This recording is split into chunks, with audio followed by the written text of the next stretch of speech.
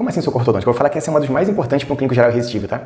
O clínico geral irresistível que não sabe fazer um socorro ortodôntico, ele não sabe metade do que ele precisa saber. Apesar de ser um item em 10, ele quase que abrange metade. Você já deve ter percebido que a ortodontia é a maior especialidade da odontologia, né? Se você consultar aí, você vai ver que ela ganha disparada em relação a todas as outras especialidades. Se você andar numa calçada movimentada, olhando para a boca das pessoas, você vai perceber que toda hora você vai cruzar com alguém que está com aparelho ortodôntico na boca.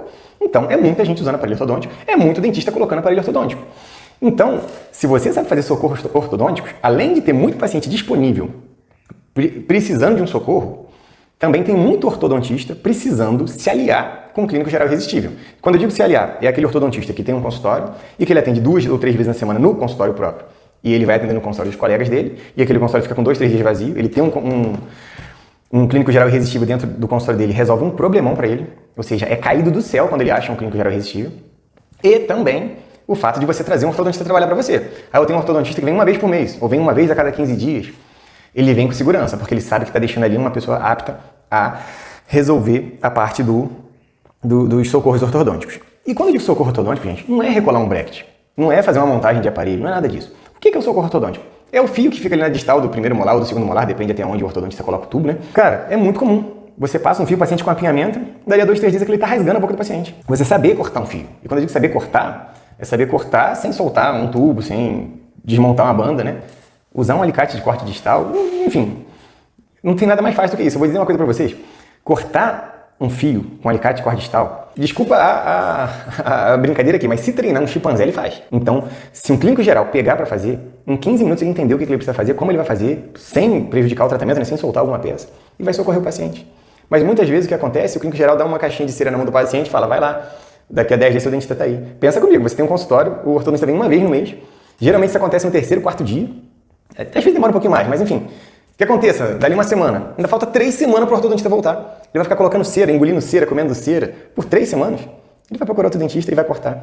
E se ele bater na mão de um dentista que não é ético, provavelmente ele vai fazer isso aqui, ó, abraçar ele e não vai deixar mais ele sair de lá. Aí às vezes você, ortodontista, fica assim, poxa, o paciente desistiu do tratamento, o paciente abandonou o tratamento, a crise, tá difícil, tá todo mundo sem dinheiro. Deixa eu falar uma coisa com você, quando você liga para um paciente faltoso, e ele fala que não vai vir, você acha que ele, conhecendo a sua autoridade de dentista, conhecendo o profissional que você é, ele vai virar para você e vai falar assim, aqui, eu fiquei muito chateado porque o dia que eu precisei, o dentista que estava aí não me socorreu, ele me deu uma caixinha de cera na mão. Eu fui obrigado a ir num outro dentista, pagar um socorro para esse outro dentista, pagar um atendimento de urgência.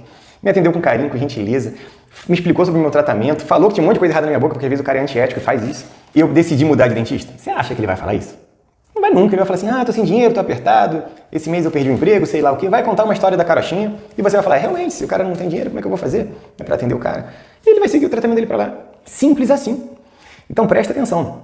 Você precisa, clínico geral irresistível, saber cortar um fio, saber recolocar uma ligadura, às vezes acontece isso, soltou uma ligadura, saber colocar uma ligadura, saber fechar uma portinha de aparelho autoligado, saber fazer um ajustezinho ali, às vezes um alinhador começa a machucar a gengiva, um tratamento ortodôntico com alinhador, saber fazer aquilo ali. Muitas vezes, ensinar um paciente a usar um elástico, às vezes a gente dá aquele elástico na mão do paciente, chega em casa, ele esquerda, direita, ele olha a ficha, tá aqui, ó. É assim que vai colocar o elástico. Enfim, pouquíssimas coisas, pouquinhos ajustes que você souber fazer. Chegou com um bracket solto, precisa saber recolar o bracket, não. Mas precisa saber remover aquele bracket que está pendurado lá. Como é que eu tiro esse bracket aqui para esse paciente não engolir esse bracket? Ele está preocupado, ele está com medo de engolir o bracket. Como é que eu faço? Tira ali. Saber, muitas vezes, voltar um fio.